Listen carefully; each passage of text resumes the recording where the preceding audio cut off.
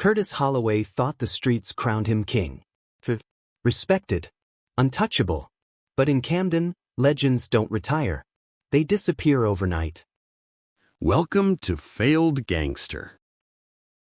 In the early 2000s, Camden was a city where reputations mattered more than money, and fear traveled faster than the truth. Curtis, street legend, Holloway built his name on whispered stories, quick violence, and the belief that no one would ever challenge him. To the neighborhood, he was a problem solver. To rivals, a warning. To himself, he was permanent. But street legends are fragile things. They only exist as long as the streets allow them to.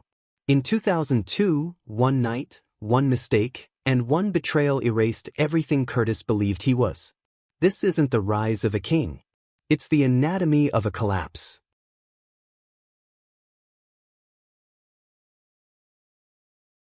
The name that carried weight.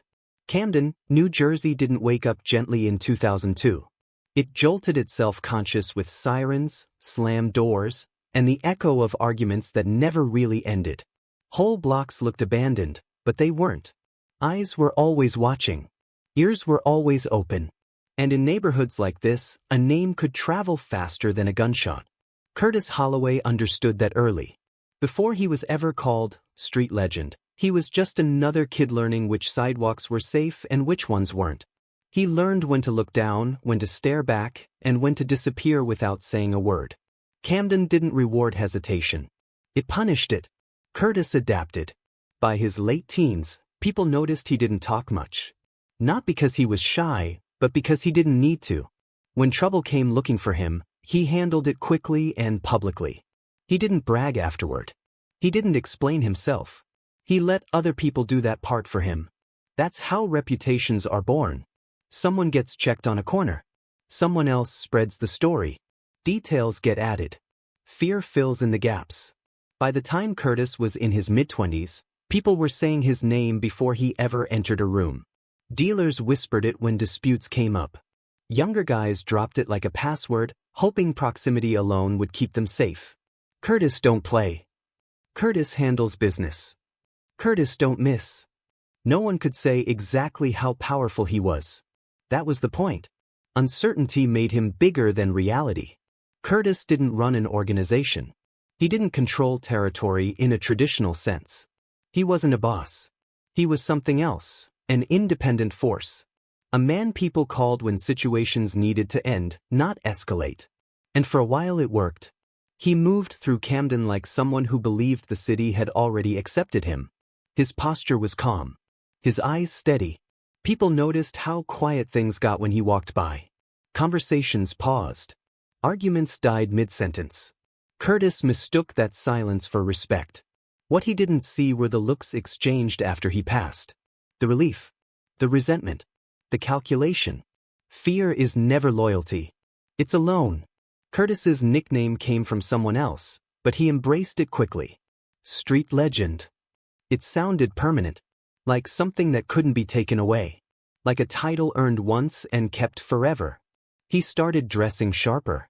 Showing up more. Making his presence unavoidable. The streets responded by talking more. Every incident became proof of the myth. And Curtis started listening. When fear becomes identity. The problem with being a legend is that you're expected to act like one. Curtis began to feel it. The pressure to live up to stories he never confirmed but never denied.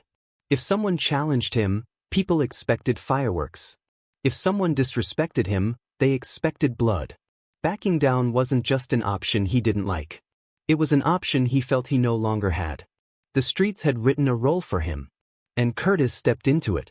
He started showing up to conflicts that didn't involve him. Offering help that felt more like a reminder of who he was. His name solved problems, but it also created new ones. People tested him just to see if the stories were true. Every response had to be bigger than the last. Camden noticed the shift before Curtis did. Where he used to move quietly, he now moved visibly. Where he once waited for the right moment, he rushed to protect his image. Ego crept in where discipline used to live. And then came the small signs. A meeting that ended too abruptly. A handshake that felt colder than usual. A laugh that didn't reach someone's eyes. Curtis noticed but brushed it off. Legends don't second-guess themselves. That's what he told himself. That hesitation was weakness. That fear was something he caused, not something he felt.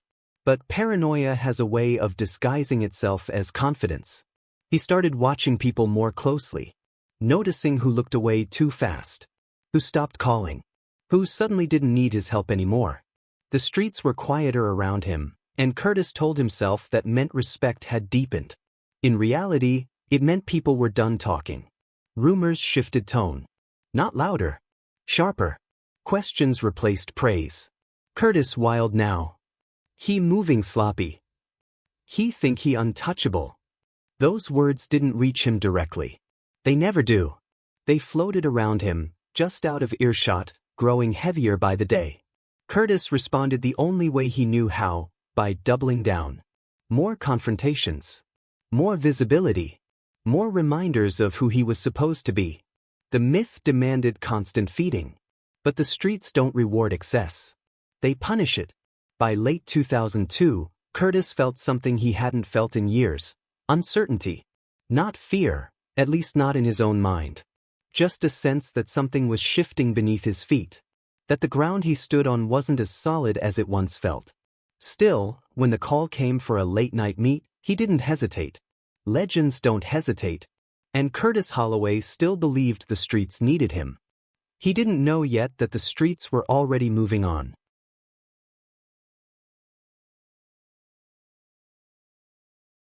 The night everything shifts. The call came late. Not late enough to feel dangerous. Just late enough to feel informal. That's what made it convincing. Curtis was used to late-night meetings. In Camden, business didn't respect daylight. Problems waited until the streets were quiet, when fewer eyes were watching and fewer questions got asked. This call sounded like all the others, short, casual, almost lazy. Pull up. We need to talk. No urgency. No tension in the voice. Just familiarity. Curtis paused for half a second after the call ended. Not because he was scared. Because something felt off. He couldn't explain it. There was no obvious red flag. Just a faint pressure in his chest that told him this night mattered more than he realized. He ignored it. Legends didn't cancel. Legends didn't reschedule. Legends didn't let instincts overrule image. Curtis grabbed his jacket and stepped back into the Camden night. The streets looked the same as always, dim streetlights flickering like they were tired of trying, boarded-up storefronts, corners that never slept. But Curtis noticed details he normally wouldn't. A car idling too long. A silhouette lingering in the distance. A block that felt quieter than it should have been. Quiet wasn't peace. Quiet was space being cleared. The meeting spot wasn't unusual. A familiar location. Neutral ground. Somewhere Curtis had been before, more than once. That familiarity lowered his guard just enough. Too much, as it turned out. When he arrived, a few people were already there. Faces he recognized. Men who had nodded respectfully at him for years. The energy was strange, not hostile, but stiff. Conversations stopped when he walked up, then restarted a second too late. Curtis clocked it, filed it away. Said nothing. He leaned against a car, arms crossed, posture relaxed. That was his trademark. Calm, even when things weren't. Especially when things weren't. Someone started talking. Explaining a dispute. A situation that needed straightening out. Curtis listened, but his mind wasn't on the words. It was on the body language. The lack of eye contact. The way nobody stood too close to him anymore. He realized something then. This wasn't his meeting. He wasn't being called in to solve anything. He was being positioned. Curtis straightened up slightly. Just enough to reassert control. He spoke, firm, measured, confident.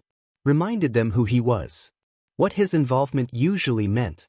He wasn't threatening anyone outright. He didn't have to. The implication had always been enough. This time, it wasn't. One of the men pushed back. Not aggressively.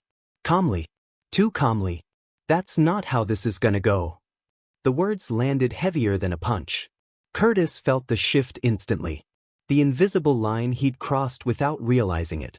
For the first time in years, his name didn't silence the room. It didn't freeze anyone. It didn't stop what was already in motion. Curtis laughed.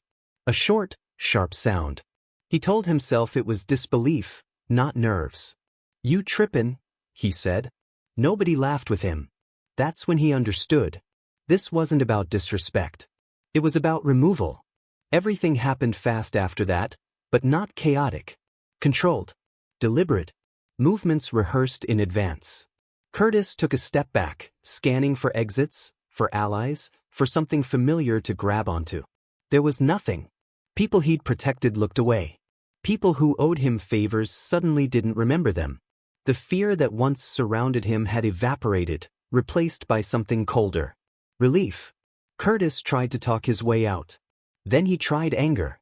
Then threats. Each one landed weaker than the last. His words felt smaller than they ever had before, like they were echoing in a room that had already emptied. This was the moment legends never imagine.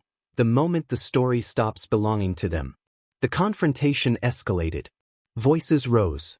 Someone made a move Curtis didn't expect. The situation slipped fully out of his control, and the streets did what they always do when balance is disrupted. They corrected it. What followed wasn't heroic. It wasn't cinematic. It was messy, confusing, and final. Whether it was violence, police lights cutting through the dark, or both, the outcome was the same. Curtis Holloway lost the night.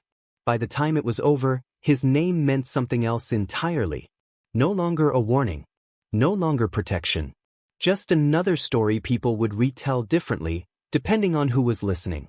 As the sun rose over Camden the next morning, corners reopened. Deals resumed. Life continued without interruption. Curtis didn't. The street legend didn't die slowly. He was erased in real time. And the streets barely noticed.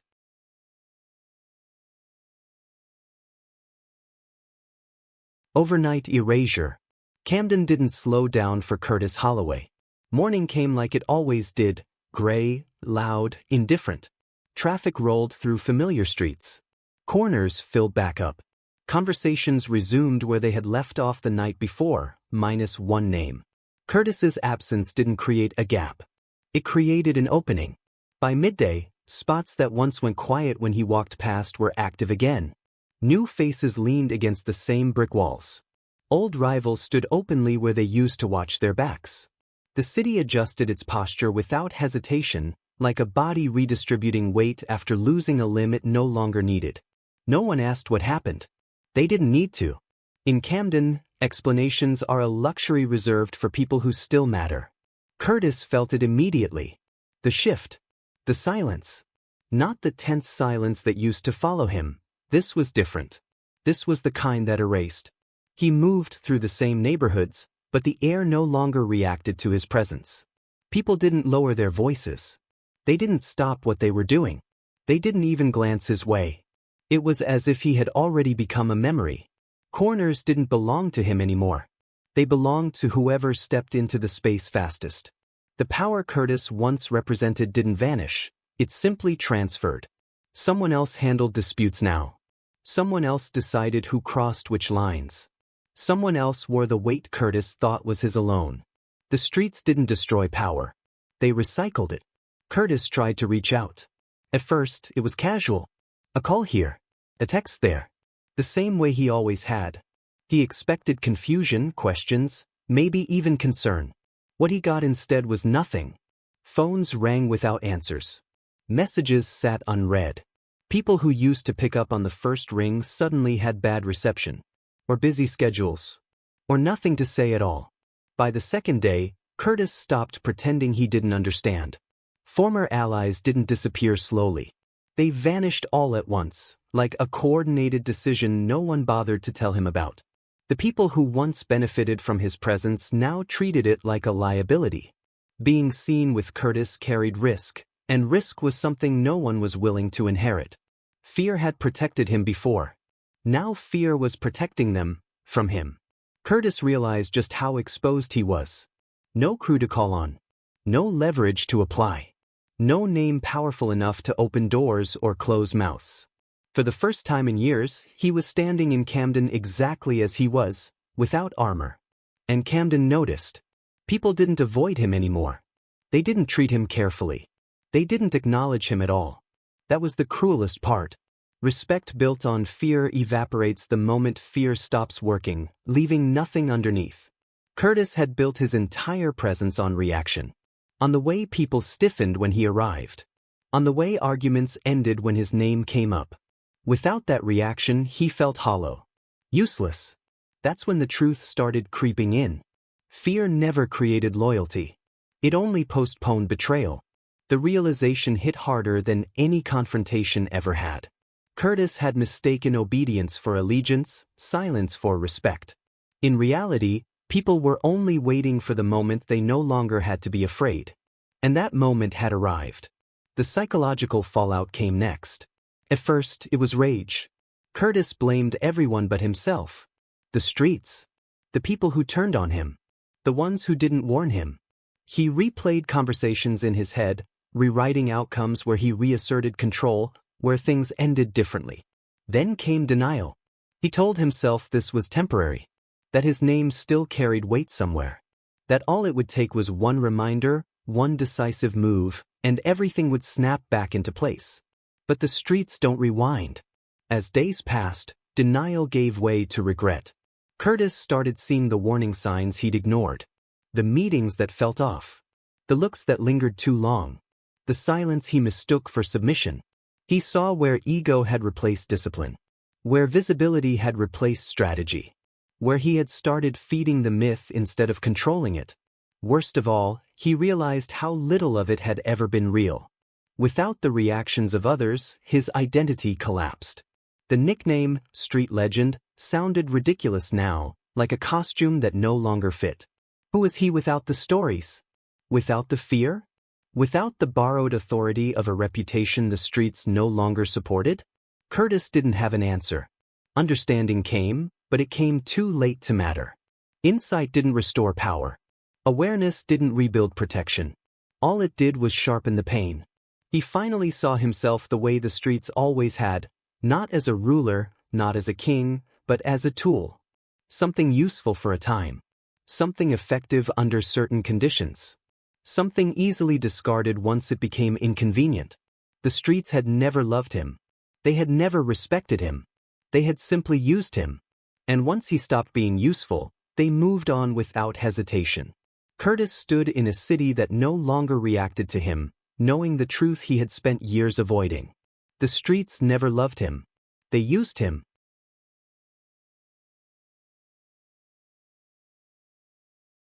The aftermath of a myth. Curtis Holloway had time now. Too much of it. Time to think, to replay, to measure the distance between who he believed he was and what remained after the streets were done with him. Whether that time was spent behind locked doors or trapped inside a life stripped of momentum, the result was the same. Everything that once moved at his command now moved without him. The first thing Curtis lost was freedom. Not just physical freedom, but the kind that comes from options. He no longer decided where to go or who to see. Every move carried risk. Every step required caution. Once, the streets bent around him. Now he bent around them, careful not to draw attention, careful not to remind anyone he still existed. Money followed. The flow dried up quietly. Favors stopped converting into cash. Opportunities disappeared. Curtis had never needed to chase income before. His presence had been enough to create it. Without that presence, resources vanished. The streets are generous only to those who can enforce generosity. Then came reputation. That loss cut the deepest. Reputation had been Curtis's real currency. It opened doors, settled disputes, and protected him from consequences others couldn't avoid. Without it, he was exposed. His name no longer held power. It no longer traveled ahead of him. It barely traveled at all. And with reputation gone, the future collapsed behind it. There was no clear next step. No path forward. The identity Curtis had built didn't translate into anything sustainable. Street legends don't retire. They don't transition. They either remain feared or become forgotten. Curtis became the latter. That was the cost of believing his own legend.